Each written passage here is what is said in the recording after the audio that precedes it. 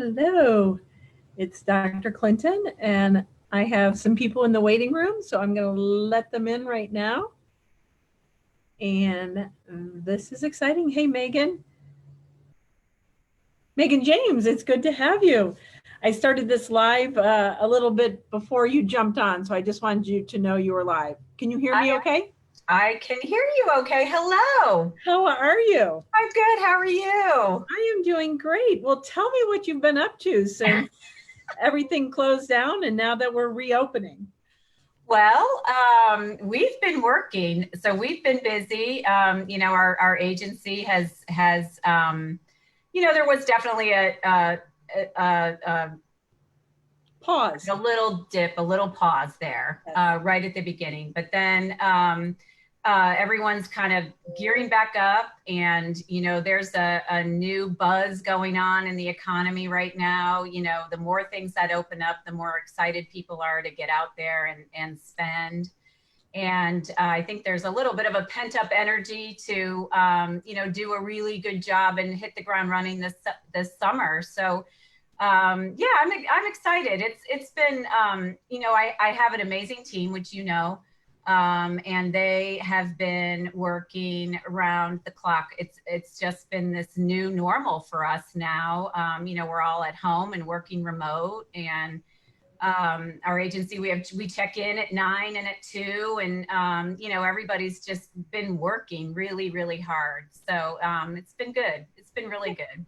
Wonderful. For any of you who are out there who don't know me, I'm Dr. Clinton. I own a business in downtown Columbus, and this is Megan James, and she owns a very successful digital marketing agency located in Dublin, Ohio, which is nice for all of us Dublin residents because you really keep us informed on what's going on in the city, as well as supporting so many local businesses. So thank you for what you do. Sure. Tell me a little bit. I mean, we talked about the pause. And I think people just didn't know what to say. Like, I know I went online and I just only said encouraging or positive things and didn't say anything else otherwise. What have you seen the trends in terms of what's developed over the last few months once the pause lifted from people? Well, I think, for a lot of for a lot of the small businesses specifically, down, our offices are right near each other. Carol's just down the road from us. Timeless is right down the road. I think they were in shock. I think for the small businesses it was fairly sudden. I think it was fairly sudden for all of us. I think they had to realign and figure out, okay, now what do I do? Do I stay open? I'm a small restaurant, or do I close? I think someone else is connecting. Yes. So I'm letting people join. I posted this so anybody can join, but Austin, I did mute you just so that Megan and I could chat, but you feel free to send a note if you want us to answer a question. That's funny. I don't know if it's Austin King or if it's Austin King's mom, Heather, who's a good friend of mine. I'm not sure. But anyway, that's why these are so fun, right? Yeah. Usually I'm on the other side of the camera for these, Carol. So this is unique for me.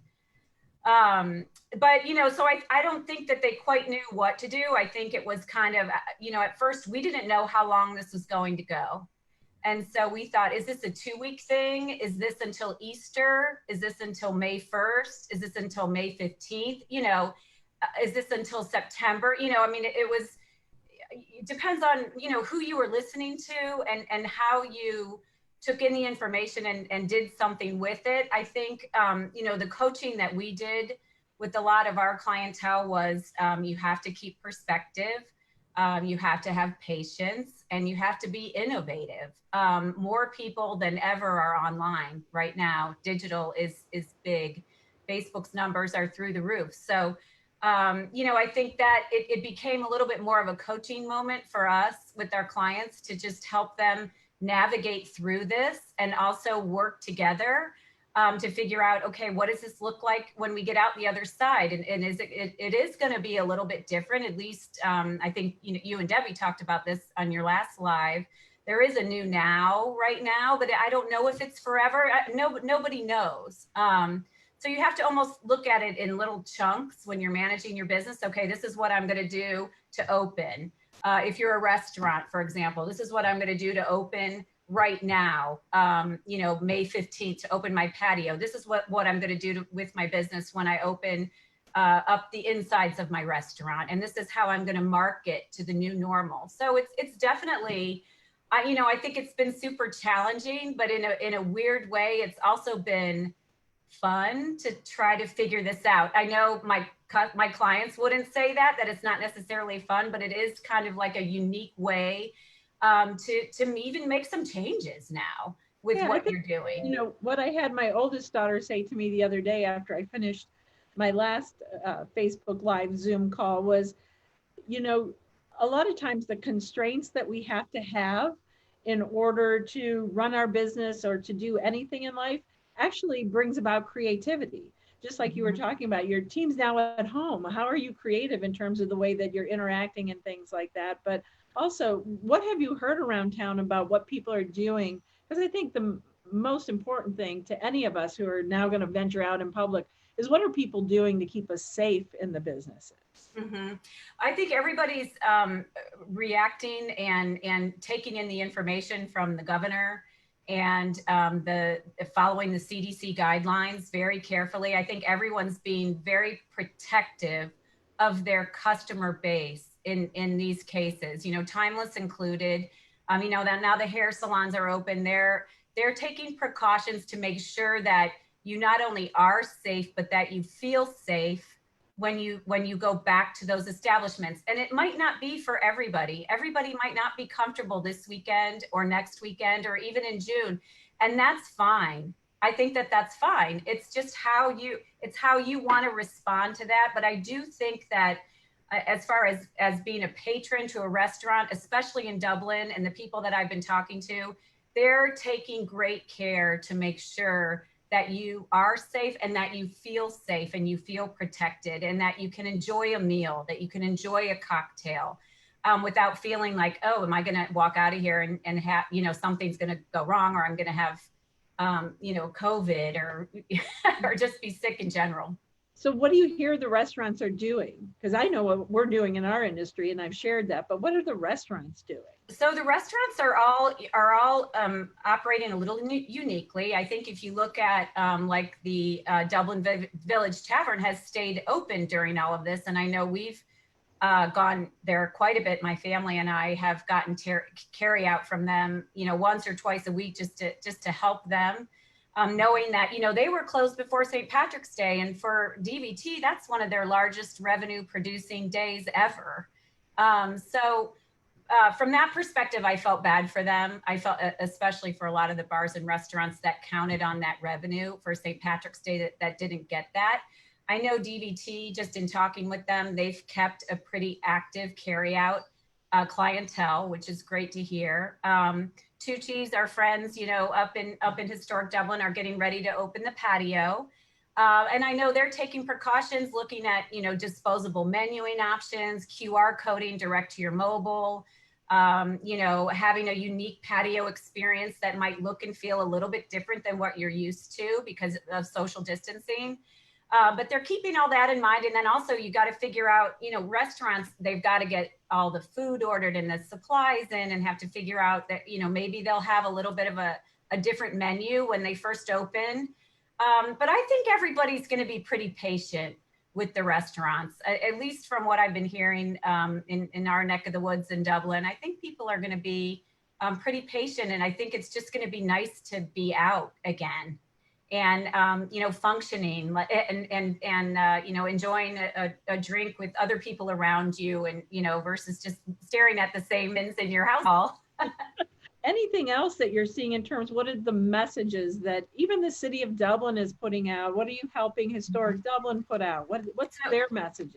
So we, right when this started, I was approached by the Dublin Chamber to be a part of their small business recovery task force. And DCVB Scott Dring has been very active with that. He's done a fantastic job in pulling together his plans. As you can imagine, tourism in Dublin, what a hit that's taken. The restaurant business, the bar business, the hotels, the events, and the things that have gotten canceled, but he's been ahead of it. and just done a fantastic job. Sharon Adamick with HDBA.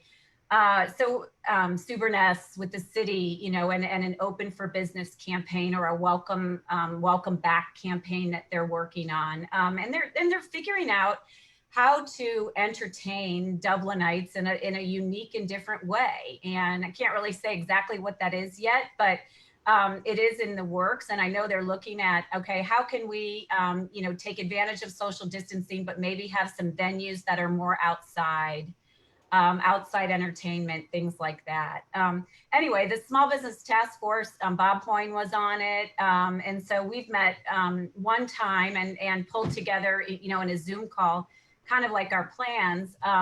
My job was, I just had the idea to shine a light on those businesses in historic Dublin that, again, you know, you're talking about the main street, the ma and pa main street of our great city here. And one of the times I was carrying out DVT, I actually did a tweet and took a picture behind me when I carried out and saw how empty the street was. You know, it was in the middle of the afternoon. There wasn't a car in sight. It was eerie and it was very strange. And I thought, how are all these people going to bounce back? But does everybody know who these people even are? If you don't walk down that way, you don't really know. And so we had an artist. Some of your favorite businesses are in historic Dublin. What are some of mine? Yes. Well, let's see. I'm a fan of Winans. We go to Winans every day. Vitality Juicery. Of course, Timeless Skin is right there. DVT, we frequent there. Mr. Sushi. Tucci's, of course, the Cameron Mitchell restaurants have been great. Condado. As a business, we frequent and carry out from there, you know, a lot because we can walk. Yeah. But we did do this art mural, which is up. I don't know if you've seen it. I posted it. I posted your art mural and the picture of you and Bruce. Because yes, we'll talk about that next. That's my favorite topic. Yes. But yeah, so we my daughter Mackenzie brought home a piece of artwork that she had bought from Polly Sellers, and you might remember Polly Sellers from St. Bridget. The Sellers family lived up in Bel Air off the river.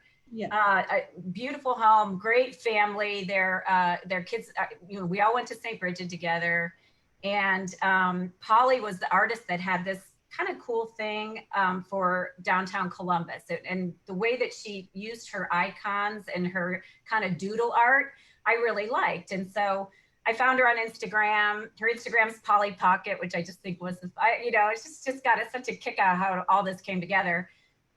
Called her, we talked. That was on April 21st. She had the project done and installed. We had it installed with help from the city and Dana by May 7th.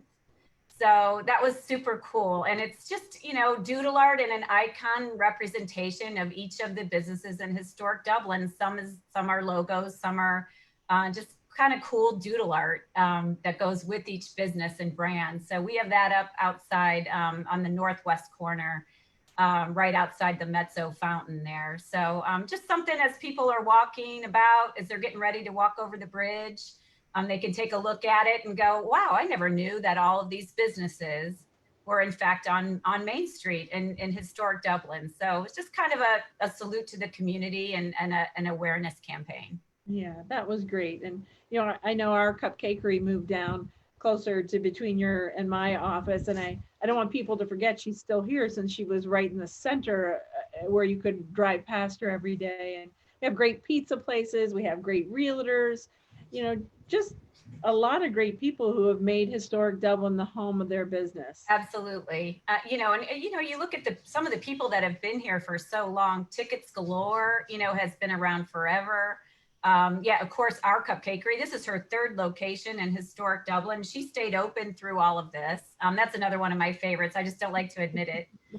And yeah, just you know, and then there's a lot of new entrepreneurs that are starting up or had just started up when this happened. And so, you know, of course, our friends at Coast Winery, they got pretty innovative and had, you know, Friday night happy hours where they were, you know, selling bottles or cases of wine to walk up traffic. So I think people have been, you know, as positive as they could be during this. And I do think that they've been innovative and kind of had some fun with it, you know, in their own special way. Yeah, we've had some fun with Oscars, and I think one of the things that they did was, Summers is their bartender, and they're like, Summers is mixing up a special drink for you tonight, and it felt good, Yes. even though I didn't go out and pick up the food, my kids did.